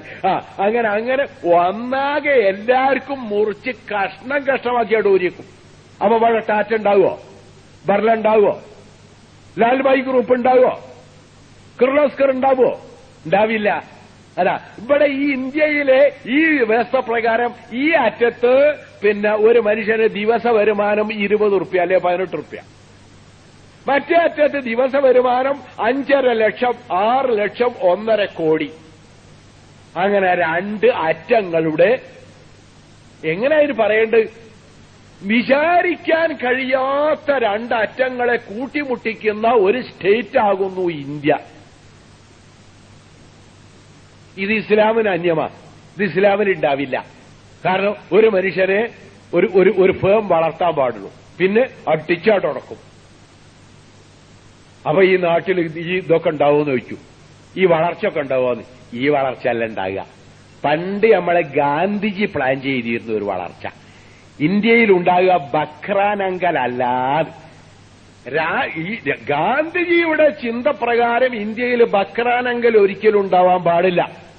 ബക്രാനങ്കൽ ഉണ്ടായിട്ട് കൊല്ലം എത്രയായി? 1ാം പഞ്ചവത്സര പദ്ധതിയിൽ ഉണ്ടായതാ ബക്രാനങ്കൽ. അതിന്റെ 18% ഉപയോഗം ഇന്ന് വരെ ഉണ്ടായില്ല. 18% യൂട്ടിലൈസ് ചെയ്തില്ല. ഇൻവെസ്റ്റ് ചെയ്തു, യൂട്ടിലൈസ് ചെയ്യാൻ കഴിയുന്നില്ല. ഇതല്ല പ്ലാൻ എന്നറിയുന്നത്. ഗാന്ധിജിന്റെ അതല്ല. ഗാന്ധിജിന്റെ 30 റുപ്യ ഇവിടെ ഇൻവെസ്റ്റ് ചെയ്താൽ 31 റുപ്യെങ്കിലും അതിൽ അനുഭവിക്കാൻ കഴിയണമെന്നാ, യൂട്ടിലൈസ് ചെയ്യണം. അങ്ങനെ ഗ്രാമങ്ങളിലേക്ക് ഇറങ്ങി ചെറിയ ചെറിയ പദ്ധതികൾ. ഇതാ ഇസ്ലാമിന്റെ തത്വം. അതാണ് ബുദ്ധിമാന്മാരൊക്കെ അംഗീകരിക്കുന്നത്. ഇപ്പം തിരിച്ചു വരുന്നതും അതാണ്. നായനാർ ഭരണത്തിൽ ഇപ്പോൾ തിരിച്ചു വരുന്നതും അതാണ്. അത് പ്രായോഗികമായി നടക്കുന്നുണ്ടോ അതോ കണ്ണിൽ പൊടിയിടലാണോ എന്നത് വേറെ കാര്യം. താത്വികമായി ഇതാണ് ഇതിന്റെ ശരി. ഇസ്ലാമിന്റെ നിയമത്തോട് യോജിക്കുന്ന അതാ. നോക്കൂ, എത്ര കാലം കഴിഞ്ഞിട്ടാണെങ്കിലും ഇസ്ലാമുമായി പുലബന്ധം പോലും ഇല്ലാത്തവരാണെങ്കിലും തിരിച്ചു വരുന്നത് ഇസ്ലാമിന്റെ തത്വത്തിലേക്കല്ലേ എന്ന് നോക്കൂ. അതാണ് ഇസ്ലാമിന്റെ തത്വമാണ് ബുദ്ധിയോട് യോജിച്ചു നിൽക്കുന്നത്. ഈ പ്രകൃതിയോടും മനുഷ്യ പ്രകൃതിയോട് യോജിച്ചു നിൽക്കുന്നത് അത് തന്നെയാണ് എന്ന് പറയാൻ കാരണം വേറൊന്നല്ല. അങ്ങനെ ഏത് പ്രശ്നമാവട്ടെ, സമ്പത്തിന്റേതാകട്ടെ മറ്റേതിന്റേതാകട്ടെ, ഇവിടെ മനുഷ്യൻ ഇവിടെ സമാധാനപരമായി ജീവിക്കണമോ എങ്കിൽ ഈ പ്രകൃതിയോട് താതാത്മ്യപ്പെട്ട ഒരു മതമുണ്ടാവണം. പ്രകൃതിക്ക് മാറ്റം വരുത്താത്ത ഒരു മതമുണ്ടാവണം. അത് ഭൂലോകത്തിന്റെ പ്രകൃതിക്ക് മാറ്റം വരാൻ പാടില്ല. മനുഷ്യ സഞ്ചയത്തിന്റെ പ്രകൃതിക്ക് മാറ്റം വരാൻ പാടില്ല. ഒരു സമൂഹത്തിന്റെ പ്രകൃതിക്ക് മാറ്റം വരാൻ പാടില്ല. ഒരു മഹല്ലത്തിന്റെ പ്രകൃതിക്ക് മാറ്റം വരാൻ പാടില്ല. ഒരു കുടുംബത്തിന്റെ പ്രകൃതിക്ക് മാറ്റം വരാൻ പാടില്ല. ഒരു വ്യക്തിയുടെ പ്രകൃതിക്ക് മാറ്റം വരാൻ പാടില്ല. എല്ലാം പ്രകൃതിയോട് താതാത്മ്യപ്പെട്ടു പോകണം. അതുകൊണ്ടല്ലേ ലോകം മുഴുവനും കൂക്കി വിളിച്ചാർത്തു, ആണും പെണ്ണും സമം, ആണും പെണ്ണും സമം, ആണും പെണ്ണും സമം. ഒരു വണ്ടിയുടെ 2 ചക്രങ്ങൾ പോലെ, ഒരു വഴിയുടെ 2 ചിറകുകൾ പോലെയാണ്. ഇസ്ലാം പറഞ്ഞു അല്ല അല്ല അല്ല. ആണ് മേലെ, പെണ്ണ് താഴെ എന്ന് പറഞ്ഞു. പെണ്ണ് താഴെ എന്ന് പറഞ്ഞാൽ നീട്ടണ്ട. ആണ് മേലെ, പെണ്ണ് താഴെ മതി. അതെന്തേ കുഴപ്പോ? അർറിജാലു ഖവ്വാമൂന അലന്നിസാ. എന്തേ ന്യായം? ബിമാ ഫളല്ലാഹു ബഅദഹും അലാ ബഅദ് വബിമാ അൻഫഖു മിൻ അംവാലിഹിം. പണം ഉണ്ടാക്കേണ്ടത് ഇവനാണ്. അതുകൊണ്ട് ഒരു പ്രമാണിത്വം വേണം. സമ്പാദിക്കുന്ന മെമ്പർക്ക് ഒന്നുകൂടി സ്ഥാനം വേണമല്ലോ. അതുകൊണ്ട് പെണ്ണിനെ നിയന്ത്രിക്കേണ്ട ഒരു വീടിനെ നിയന്ത്രിക്കേണ്ടവൻ ആണാണ്. പെണ്ണിനെയും റിജാലു ഖവ്വാമൂന അലന്നിസാ. പ്രകൃതിയിലുള്ള ഗുണം തന്നെ. എന്താ പ്രകൃതിയിലുള്ള ഗുണം എന്ന് പറഞ്ഞാൽ? പ്രകൃതിയിലുള്ള ഗുണം എന്ന് പറഞ്ഞാൽ ആണിന്റെ മാതിരി സ്റ്റാമിന ഉണ്ടോ പെണ്ണിന്? ഉണ്ടോ? ആണിന്റെ മാതിരി ഏറ്റുമുട്ടാനുള്ള കഴിവുണ്ടോ പെണ്ണിന്? ഇല്ലല്ലോ. വരെ ഒരു കാളപ്പോരിന് ഒരു പശുവിനെ ഉപയോഗിച്ച് ഞാൻ കേട്ടിട്ട് പോലുമില്ല. ഒരു കോഴി അംഗത്തിന് ഒരു പടക്കോഴിയെ ഉപയോഗിച്ച് പിന്നെ ചെവി വളച്ചാൽ കേട്ടിട്ടുമില്ല. അതെന്താ പശു എന്താ ആക്രമിക്കാത്തത്? മച്ചിപ്പശുവാ, ഇതുവരെ പ്രസവിച്ചില്ല. എന്താ പശു ആക്രമിക്കാത്തത്? കാള ആക്രമിക്കല്ലോ, കാളപ്പോര് നടത്താറുണ്ടല്ലോ. എന്താ ഒരു പെൺകോഴി എന്താ കൊത്താത്തത്? ഇതുവരെ മുഴ ഇട്ടില്ല എന്ന് വെക്കുക. എന്നാലെന്താ കൊത്താത്തത്? അതുണ്ടാവില്ല. ഇനി വേണ്ട, മനുഷ്യന്മാരെ കൂടുതലായിക്കോട്ടെ, ഇന്ന് വരെ ഒരു ബോബ് ഭീമൻ സ്ഥാപിച്ച സ്പീഡിന്റെ റെക്കോർഡ് ഒരു ഉഷ സ്ഥാപിച്ചിട്ടുണ്ടോ ഏതെങ്കിലും ഒരു പെണ്ണ്? ഒരാണിന്റെ ഒരു ലോക ഒളിമ്പിക്സ് മത്സരം എടുത്തു നോക്കൂ. ഒരു ആണിന്റെ സ്പീഡ് ഒരു പെണ്ണ് അതിന്റെ അടുത്തെങ്ങാനും എത്തിയിട്ടുണ്ടോ? എന്നിട്ടല്ലേ ആണിനും പെണ്ണിനും ഒരുമിച്ച് മത്സരം വെക്കാത്ത? ആണിനും പെണ്ണിനും ഒരുമിച്ച് മത്സരം വെച്ചാൽ ജയിക്കാൻ പറ്റിയ ഏതെങ്കിലും ഒരു പെണ്ണുണ്ടോ ലോകത്ത്? എന്നിട്ട് തന്നെ പെണ്ണിനെ ഈ രൂപത്തിൽ അത്ലറ്റാക്കി വളർത്തിയെടുക്കാൻ പുരുഷ ഹോർമോണുകൾ കൊടുക്കുകയാണ്. എന്ത് പെണ്ണിനെ ഒരു അത്ലറ്റായി വളർത്തിയെടുക്കാൻ പുരുഷ ഹോർമോണുകൾ കൊടുക്കുകയാണ്. അത് ശരി അല്ല, അത് ശരിന്നാ പറയണ്ട്, തീർത്തും പറയണം. അത് ശരി. അപ്പൊ പുരുഷനാക്കി എടുക്കണല്ലേ പെണ്ണിന്, എന്നാലേ സ്പീഡും സ്റ്റാമിനയും ഉണ്ടാവുള്ളൂ. അവിടെയാണ് എത്തിയിരിക്കുന്നത്. അതെന്താ നേർക്കേറെ പടച്ചോനോട് പറയുമ്പോ പെണ്ണുങ്ങളെ പേടിച്ചിട്ടാ ഇത് അംഗീകരിക്കാത്ത? രണ്ടും ഒരുപോലെയാണെന്ന്. രണ്ടും ഒരേ ഒരു വണ്ടിയുടെ രണ്ട് ചക്രം, ഒരു പിന്നെ പക്ഷിയുടെ രണ്ട് ചിറക് അല്ല, അങ്ങനെ അല്ല. അത് വെറുതെ ഭംഗി വാക്ക, വെറുതെ മനുഷ്യന്മാരോട് പറയാ. ഒരു രസമുണ്ടായിരുന്നു, ഒരു ഫെമിനിസം രൂപം കൊണ്ടു. ആണിന് ഒരു ഒത്തിരി കൂസൂലാന്ന് വകവെക്കൂലെന്ന് പറഞ്ഞിട്ട് എന്നിട്ട് പറഞ്ഞ എന്താ അറിയോ, ഞാനിവിടെ അടുക്കളപ്പണി എടുക്കണതിന് ശമ്പളം തരണം കേടുന്നു. കൂയ് അതിനേക്കാണ് ഞാൻ അടുക്കളപ്പണി എടുക്കണതിന് നിങ്ങൾ ശമ്പളം തരണമെന്ന് ആണിനോടോ?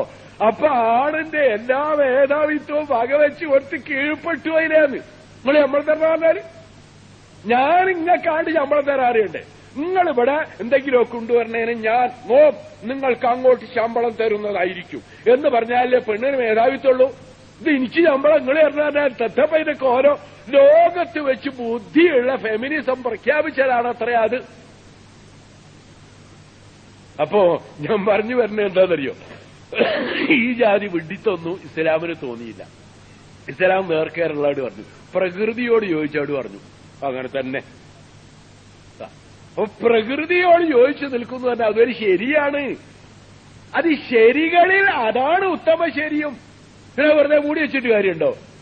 അതങ്ങനല്ല ഇങ്ങനല്ല, മൂടി വെച്ചിട്ട് കാര്യമല്ല. അത് നേർക്കേരോട് പറഞ്ഞു. പിന്നെ ഒരു 4 പെണ്ണ് കെട്ടണേനാ വലിയ കുറ്റം പറയല്. അയ്യേ, പിന്നെ 4 പെണ്ണ് കിട്ടിയാലോ 4 ആണ് കെട്ടാൻ പറ്റും ഉടനെ. എന്താണ് പറഞ്ഞതിന്റെ അർത്ഥം? അതിനേക്കാണ് ഒരു പെണ്ണിനെങ്ങാനും മെൻസസ് ഉണ്ടായ പെണ്ണൊന്ന് പ്രസവിക്കാൻ പോയാൽ 4 ആണ് മേലോട്ട് ഒഴിക്കേ. അതിനേക്കാണ് ഒരു പെണ്ണിന് 4 ആണ് കെട്ടിയാൽ 4 ആണും ചെയ്യും ഓള് പ്രസവിക്കാൻ പോയാല് 3-4 മാസോ ഒരാട്ടക്കോലെന്നെ 4 എണ്ണം കൂടിയിട്ട്. അല്ലെ മനുഷ്യൻ, ഞാൻ പറയണേ കൊളോക്കിയലാണ് ഭാഷ. പക്ഷെ നിങ്ങൾ പറ, ഇതിനൊരു മാർഗം പറ. അപ്പൊ ഒരാണിന് 2 പെണ്ണിന് കൊടുക്കല്ലേ, വെച്ച് പ്രസവിക്കാൻ പോകുമ്പോ വേറെ വെച്ചിട്ടുണ്ടല്ലോ അല്ലേ? അതിന് നമുക്ക് അഡ്ജസ്റ്റ് ചെയ്യാലോ ബാക്കിയൊക്കെ. എന്താണിത് ഈ പറഞ്ഞതിനൊന്നും ബുദ്ധി, ഇസ്ലാമിന്റെ ഈ പറയുന്നതിന്റെ ബുദ്ധി എന്താണെന്നുള്ളത് ഒട്ടും ചിന്തിക്കാതെ ഓരോരുത്തർ പറയും. എന്നിട്ട് നമ്മളും അംഗീകരിച്ചു കൊടുക്കും. ആര്? മുസ്ലിങ്ങളും അംഗീകരിക്കും. ഇസ്ലാമിന് അങ്ങനെ അനുവദിച്ചിട്ടൊന്നുമില്ല ഒന്നിലധികം വിവാഹം. പിന്നെന്താണ് കൂടാതെ, അങ്ങനല്ലേ ഇസ്ലാമലി പറയല്, കൂടാതെ കഴിയില്ല എന്ന് തോന്നിയാൽ ഒരുപാട് കണ്ടീഷനുകൾക്ക് വിധേയമായി ഒന്നും കൂടി അനുവദിച്ചു എന്നേ ഉള്ളൂ. അല്ല, പ്രകൃതിയോട് താതാത്മ്യപ്പെട്ടു നിൽക്കാൻ ഒരാണിന് 2 പെണ്ണ് ഓനാവശ്യമുണ്ടെങ്കിൽ 2 കെട്ടിക്കോളാൻ പറഞ്ഞു, 3 ആവശ്യമുണ്ടെങ്കിൽ 3 കെട്ടിക്കോളാൻ പറഞ്ഞു. ആവശ്യമില്ലാതെ കെട്ടരുത്. ഒന്നേ ആവശ്യമുള്ളൂ എങ്കിൽ ആവർത്തന വിരസത മാറ്റാൻ വേണ്ടി വേറെ ഒന്നിനെ കെട്ടരുത്. അത് പാടില്ല. ആവശ്യം ഒന്നേ ഉള്ളൂ എങ്കിലും 1 മതി. അല്ല 2 ആവശ്യമുണ്ട് 2 കെട്ടിക്കോളി. കാരണം ആ ആവശ്യം നേരെ മറിച്ച് പെണ്ണിന് ആവശ്യം ഉണ്ടാവില്ല. ആണ് എപ്പോഴും തയ്യാറാണ്. പെണ്ണിന് പല കുഴപ്പങ്ങളും ഉണ്ട്.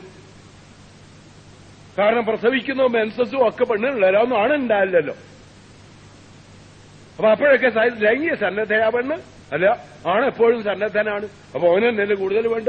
എന്തപ്പോ അതിലെന്തോ പ്രകൃതിയോടെതിര് അത് പറയുന്നതിനാ നാണക്കേട്. പിന്നെ അതോ നാവ് വേണം, ഉളുപ്പുള്ള നാവ് വേണം. എന്നിട്ട് ഇങ്ങനെ ഇങ്ങനെ ഇങ്ങനെ ഇങ്ങനെ ശരിക്കും പറയണം. ബുദ്ധി ഏതിനാ ചിന്തിച്ചു നോക്കുന്നു, ഏതിനാ ബുദ്ധി? പിന്നെ അതിങ്ങനെ എന്നാലും അങ്ങനെ അല്ലട്ടോ എന്ന് ഞമ്മക്ക് തന്നെ ഒരു തോന്നല്, അയ്യേ മോശമായി പോയിന്ന്. പിന്നെ വേറെ ഒന്നുണ്ട്. അതെന്താന്നറിയോ, ഇസ്ലാമേ സിന ചെയ്താലുണ്ടല്ല, അടിച്ചോ എറിഞ്ഞോ കൊന്നാളും, അത് കൊന്നാളും എറിഞ്ഞു കൊന്നാളും. അത്ര കർശനമായി സിന വിരോധിക്കണമെങ്കിൽ എന്ത് വേണമെന്നറിയോ? നിങ്ങൾ ഈ കുട്ടികളെ കാണുന്ന കുട്ടികളോട് ഏതെങ്കിലും കുറെ എണ്ണത്തോട് നിരോധിക്കും. അങ്ങാടി പോയി പൊറോട്ട തിന്നരുത്, ചാപ്സ് തിന്നരുത്, കൊന്നുകളിയും ഞാൻ എന്നു പറഞ്ഞാൽ കുട്ടികളെ ഇന്ന് രക്ഷപ്പെടുത്താൻ കഴിയൂല. ഓരോട് പൈസ കൊടുക്കാൻ എന്നിട്ടും കാര്യമല്ല, ഒരു കട്ടുണ്ടാക്കും പൈസ. പിന്നെ എന്താ ഇതിന് വഴി മാർഗമുണ്ട്, നല്ല മാർഗമുണ്ട്. വീട്ടിൽ ഇടയ്ക്കിടയ്ക്ക് ചാപ്സ് പൊറാട്ടയൊക്കെ ഉണ്ടാക്കി കൊടുക്കുക. മക്കളെ നിങ്ങൾക്ക് എന്ത് വേണം, ചാപ്സോ പൊറാട്ടയോ ബിരിയാണിയോ മധുരപലഹാരോ ഒക്കെ ഇവിടെ ഉണ്ടാക്കി തരും. ആവശ്യമുള്ളപ്പൊക്കെ അങ്ങനെ ഇവിടെ തരും. അതുകൊണ്ട് നിങ്ങൾ ഹോട്ടലിൽ നിന്ന് തിന്നരുത് പറയാം, നിയന്ത്രിക്കാം, പിടിച്ചു നിർത്താം. അതുപോലെ ഇസ്ലാം പറഞ്ഞു, എടാ ആടെ നിനക്ക് ആവശ്യമുണ്ടെങ്കിൽ നിനക്ക് ഇവിടെ ഇസ്ലാം എന്നെ അനുവദിച്ചു തരും പെണ്ണിനെ. ഇനി എങ്ങനെയാണ് അവിടെ നീങ്ങാറുണ്ടല്ലോ, അക്കൊന്നുകളിയുടെ അക്കൊന്നു കളിയും, എറിഞ്ഞു ഒന്ന് കളിയും. അതൊരു ന്യായല്ലേ? ആദ്യം ആവശ്യമുള്ളത് ഇവിടെ കൊടുക്കണ്ടേ, എന്നിട്ട് ഇവിടെ കൊന്നുകളിയെന്നറിയാം. അതൊരു ശരിയാ. അപ്പൊ അതും കൂടി ഉണ്ട് വളരെ കൃത്യമായ ന്യായം. ബാക്കിയുള്ളവർ അങ്ങനല്ല. ബാക്കിയുള്ളവർ വിവാഹം കഴിക്കാനേ പാടില്ലാത്തുള്ളൂ. ഒരു കോൾ ഗേൾ ആവാം, ഒരു ഹയറിംഗ് ബേർഡ് ആവാം, സ്റ്റെനോ ആവാം, അങ്ങനെ പലതും ആവാം. എന്നൊന്നും കുഴപ്പമില്ല, അതൊന്നും ഒരു തെറ്റുമില്ല. എന്നാൽ കല്യാണം കഴിച്ചാൽ അയ്യേ ബോർ എന്നാണ് പറയാറുള്ളത്. ഈ ബോർ എന്ന പദത്തിന് അർത്ഥം എന്താണെന്ന് പോലും കുറച്ചു കാലം കഴിഞ്ഞ് ഇങ്ങനെ മേലോട്ട് നോക്കി ചിന്തിക്കേണ്ടി വന്ന്, എന്താണ് ഈ ബോർ എന്ന് പറഞ്ഞ പദത്തിന് അർത്ഥം? അതെങ്ങാനും തെറ്റിദ്ധരിച്ചു പോയോ മനുഷ്യൻ എന്ന് തോന്നിപ്പോയി. ഞാൻ പറഞ്ഞ എന്താ തരുമോ, പ്രകൃതി തേടുന്നത് എന്ത്, അതാണ് ഇസ്ലാം അംഗീകരിക്കുന്നത്. പ്രകൃതിക്ക് മാറ്റമല്ല. പ്രകൃതിയോട് താതാത്മ്യപ്പെട്ടാലേ ശുദ്ധമായി അംഗീകരിക്കാൻ കഴിയുള്ളൂ. അതാണ് ദാലിക ദീനുൽ ഖയ്യിം തന്നെ, നിലനിൽക്കുന്ന മതം തന്നെ. ആണിനും പെണ്ണിനും വയസ്സനും കുട്ടിക്കും യുവാവിനും കഴിവുള്ളവനും ഇല്ലാത്തവനും ശക്തനും അശക്തനും ദുർബലനും എല്ലാവർക്കും കൊണ്ടുനടക്കാൻ കഴിയണം മതം. എല്ലാവർക്കും മതം കൊണ്ടുനടക്കാൻ കഴിയണമെങ്കിൽ എന്ത് വേണം? പ്രകൃതിയോട് യോജിച്ചു നിൽക്കണം. പ്രകൃതിയോട് വിയോജിച്ച് നിന്നാൽ ഏതാനും ആൾക്കാർക്ക് ഏതാനും കാലം കൊണ്ടു നടക്കാൻ കഴിഞ്ഞു തരും, അതിന് ഞാൻ എതിർപ്പില്ല. പക്ഷെ എന്നും കൊണ്ടു നടക്കാൻ കഴിയണമെങ്കിൽ പ്രകൃതിയോട് യോജിച്ചു നിൽക്കണം. ഇവിടെ മധ്യപ്രദേശത്തിൽ ഒരു 5 കൊല്ലം മുമ്പ് മനുഷ്യൻ ഈ ഇതുണ്ടല്ലോ നമ്മളെ കക്കൂസിന്റെ ഉള്ളിലെ ഇങ്ങനെ ഫ്ലഷ് ഔട്ട് കക്കൂസിലെ വെള്ളം ഒരു പൈപ്പ് വെച്ച് വലിച്ചു ഊറ്റിയായിട്ട് കുടിച്ചു. കഷ്ടക്കാടെ വെച്ചിട്ടാണ് ആ പൈപ്പാക്കിയത്, കഷ്ടക്കാട് തോട്ടേ വലിച്ചു ഊറ്റിയായിട്ട് കുടിച്ചു. മനുഷ്യൻ മരിക്കുകയാണ്, ദാഹിച്ചിട്ട് മരിക്കുക. അതേ കുടിക്കുള്ളൂ. അത് കഴിഞ്ഞ് അതും തീർന്നോ പിന്നെ പറഞ്ഞ് എടാ മൂത്രിക്കല്ലേ ഇങ്ങോട്ട് മൂത്രിച്ചൂട, ഈ മൂത്രിക്കുക ഇങ്ങോട്ട് മൂത്രിച്ചുകൂടെ, ഞാൻ അനക്കാട്ട് മൂത്രിച്ചു തരാന്ന്. ചാവും എന്നുള്ളിടത്ത് എത്തിയാൽ അതൊക്കെ ചെയ്യും മനുഷ്യന്.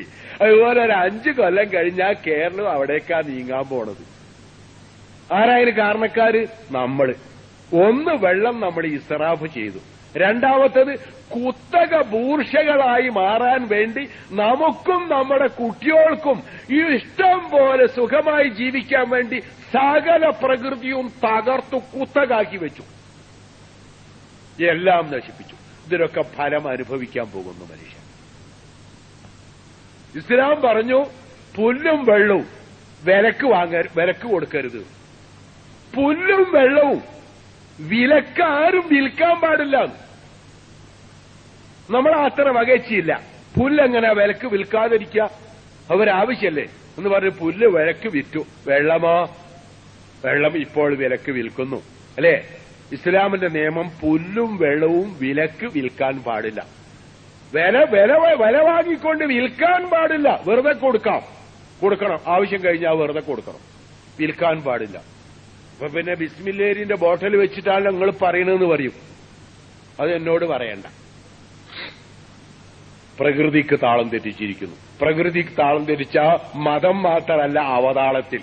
അത് പ്രകൃതിയുടെ താളം തെറ്റിച്ചാൽ മതം അവതാളത്തിൽ എന്ന് പറയണ്ട. പടച്ചോൻ സകലവും നശിപ്പിക്കും. പടച്ചോൻ എല്ലാറ്റിനും ഒരു ഖദർ, ഒരു കണക്കനുസരിച്ചാണ് പടച്ചോൻ എല്ലാം ഇവിടെ നൽകിയത്. അതിന്റെ താളം നമ്മൾ എങ്ങനെ പാലിക്കണം എന്നുള്ളത് നമ്മളോട് പറഞ്ഞു തന്നിട്ടുണ്ട്. മാവും മറയും സംരക്ഷിക്കണം എന്ന് പറഞ്ഞിട്ടുണ്ട് അല്ലെ? വെള്ളവും പുല്ലും സംരക്ഷിക്കണം അല്ലേ? ഇല്ലേ ആർക്കെങ്കിലും ആവശ്യമുള്ളവർ കൊണ്ടുപോയിക്കോട്ടെ എന്ന്. പുല്ലുകളുടെ കൂട്ടത്തിൽ ഏറ്റവും വലിയ പുല്ലേതാ? മുള അല്ലേ? അങ്ങനല്ലേ? നിങ്ങൾ പഠിച്ചില്ലേ? പുല്ലിന്റെ കൂട്ടത്തിൽ പുല്ല് ആ സ്പീഷീസിൽ ഏറ്റവും വലിയത് മുള. മുള എവിടെയൊക്കെ കാടായി നിൽക്കുന്നു അവിടെയൊക്കെ വെള്ളമുണ്ട്. മുള എവിടെ നിന്നൊക്കെ മുറിച്ചു പോയാൽ അവിടെ നിന്നൊക്കെ വെള്ളവും പറ്റിയിട്ടുണ്ട് ഇല്ലേ? കേരളത്തെ പറ്റി പഠിച്ചോളൂ. അണ്ടർ ഷോളയാറിൽ നിന്ന് അപ്പർ ഷോളയാറിലേക്ക് പോകുന്ന ഭാഗത്ത് കുറച്ച് ഏരിയകളിൽ മുളങ്കാടുണ്ട്. വയനാട്ടിലേക്ക് പോകുന്ന ബന്ദിപ്പൂർ ഏരിയയിൽ കുറച്ച് മുളങ്കാടുണ്ട്. പിന്നെ മറ്റേ ഊട്ടി ഭാഗത്ത് അഥവാ മദ്രാസ് സ്റ്റേറ്റിന്റെയും പിന്നെ കർണാടകത്തിന്റെയും കേരളത്തിന്റെയും അതിർത്തി ഭാഗത്ത് കുറച്ച് മുളങ്കാടുണ്ട്. അവിടെയൊക്കെ വെള്ളമുണ്ട്. മാവും മറയും പടച്ചോൻ ഒരുമിച്ചാ പറഞ്ഞ് മുളങ്കാടുകൾ ഉള്ളിടത്തെ വെള്ളമുള്ളൂ. ഇവിടെ പടച്ചോൻ ശരിക്കും പറഞ്ഞിരിക്കുന്നു പുല്ലും വെള്ളവുമാണ്. പുല്ലിന്റെ കൂട്ടത്തിൽ ഏറ്റവും ഉയർന്ന ചെടി മുളയും പിന്നെ ഓടയാണ്. അവ സംരക്ഷിച്ചാലേ ഇവിടെ വെള്ളം നിൽക്കുള്ളൂ. മുഴുവൻ നശിപ്പിച്ചാൽ വെള്ളം അവിടെ നിൽക്കൂല, ബാഷ്പീകരിച്ചു പോകും, നശിക്കും. പടച്ചോനൊക്കെ പറയേണ്ടതൊക്കെ പറഞ്ഞുണ്ട്. എല്ലാം നമുക്ക് ബുദ്ധിയിലല്ലേ, ബുദ്ധിയുള്ള മനുഷ്യനോടല്ലേ ഒക്കെ പറഞ്ഞു തന്നുണ്ട്. ഒക്കെ നമ്മൾ തകർത്തു. നമ്മളെ ഒരു ലോഡിന് 5 ഉറുപ്പിക വെച്ച് മുള നമ്മൾ ബെർലക്ക് കൊടുത്തു. ഒരു ലോഡിന് 5 രൂപ വെച്ചിട്ട് മുള ബെർലക്ക് കൊടുത്തു. എന്തിന്? തൊഴിലവസരങ്ങൾ ഉണ്ടാവാൻ. 5 രൂപ വെച്ചിട്ട്. അവസാനം അത് തീർന്നപ്പോ ഒരു 16,000 ഏക്കർ നിലമ്പൂർ ഏരിയയിൽ തിരിച്ചു കൊടുത്തു യൂക്കാലി വെക്കാൻ. യൂക്കാലി കേരളീയനല്ല. യൂക്കാലിപ്റ്റസ് 16,000 ഏക്കറിൽ നട്ടുപിടിപ്പിച്ചന്ന് ആ ഏരിയയിലുള്ള ചാലിപ്പുഴ എന്ന് പറഞ്ഞ് വറ്റിയിരിക്കുന്നു. പാണ്ടിയാറും പുന്നപ്പുഴയും ചാലിപ്പുഴയും കൂടി ചേർന്ന ആ ചാലിയാറ് ഇത് രണ്ടെണ്ണവും വറ്റിപ്പോയിരിക്കുന്നു. അതും മതിയായില്ല എന്ന് പറഞ്ഞപ്പോ ബെർലക്ക് പിന്നെ ഒരു 16,000 ഏക്കറും കൂടി കൊടുത്ത് 32,000 ഏക്കറിലാ യൂക്കാലി. അതോടുകൂടി അവിടുത്തെ സകലവും തകർന്നിരിക്കുന്നു. 3 കൃഷി ചെയ്തിരുന്ന പാടങ്ങൾ ഇപ്പൊ ഒറ്റ കൃഷിക്ക് വെള്ളം കിട്ടുന്നില്ല. പോത്തും പൂട്ടുന്ന ആളും കൂടി ആണ്ടുപോകുന്ന ചളി ഉണ്ടായാലുണ്ടായിനി. അതിനെന്താ പേര് പറയല്? ഞങ്ങളാടെ അതിന് നൂഞ്ഞി എന്നാ പേര് പറയല്. എന്ന് പറഞ്ഞ ഒരു ഏരിയയിൽ പെരുഞ്ചളി. അതിൽ പോത്തും ആളും പോത്തിനെ പൂട്ടുന്ന ആളും കരി അടക്കം ആണ്ടങ്ങും. എത്ര ചാടി കളിക്കുന്നു അത്ര ആണ്ടുപോകുക. അങ്ങനെ എങ്ങും തടയാത്ത ചില ചളിന്റെ ഏരിയകൾ ഉണ്ടാകും. അതാണ് യഥാർത്ഥത്തിൽ പാടത്തിന്റെ ഉറവിന്റെ സ്രോതസ്സിലേക്ക് ഇറങ്ങുന്ന പാടത്തിന്റെ വെള്ളക്കെട്ടുകൾ. ശരിയായ സ്ഥലം അതാ. അതൊക്കെ നഷ്ടപ്പെട്ടു പോയി. അങ്ങനെ ഒന്നില്ല എന്നെപ്പോ. ഇപ്പൊ അങ്ങനെയാണ് നമ്മൾ പ്രകൃതിക്കെതിരാ നമ്മളുടെ ഈ ജീവിതം കേട്ടോ. ഇതുകൊണ്ടാണ് ആണൊക്കെ 40 വയസ്സ് കഴിഞ്ഞാൽ പെണ്ണാണ്, ഇല്ലേ പെണ്ണാവൂല.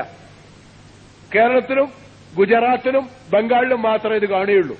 കേരളം, ഗുജറാത്ത്, ബംഗാൾ, വേറെ എങ്ങും ഇത് കാണൂല. വേറെ ലോകത്തിന്റെ ഒരു മുക്കിലും കാണൂല ഈ സ്വഭാവം. ശരി, അപ്പൊ ഞാൻ പറഞ്ഞു വന്നത് എന്താ അറിയോ? ഈ തരം പ്രകൃതിക്കെതിരെയുള്ള ഒരു ജീവിതം ആണ് ഫ്രാൻസിൽ എയ്ഡ്സ് ഉണ്ടാക്കിയത്. ആ എയ്ഡ്സിനെ പറ്റി മനസ്സിലാക്കുമ്പോൾ അവർ പ്രകൃതിയിലേക്ക് മടങ്ങും. പ്രകൃതിയിലേക്ക് മടങ്ങിയാൽ എടുത്തു ഇസ്ലാമിലെത്തും. അതാണ് ഈ